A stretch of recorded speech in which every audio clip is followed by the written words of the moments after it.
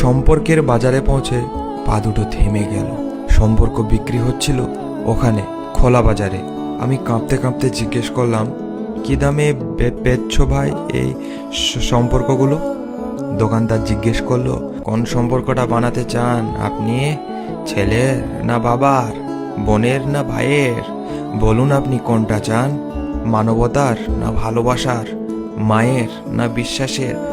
বাবুজি কিছু তো বলুন, কোনটি নিতে চান? চুপচাপ দাঁড়িয়ে কেন? ঠিক ভেবে বলুন। ভয়ে ভয়ে বললাম বন্ধুর। দোকানদার ভিজে চোখে বলল, দুনিয়াটা এই সম্পর্কেই তো টিকে আছে। তবে মাফ করবেন বাবুজি, এই সম্পর্কটা বিক্রির জন্য নয়, এর কোনো দাম দিতে পারবেন না। আর যেদিন যেদিন এটাও বিক্রি হয়ে যাবে, সেদিন দুনিয়াটা উজাড় হয়ে যাবে।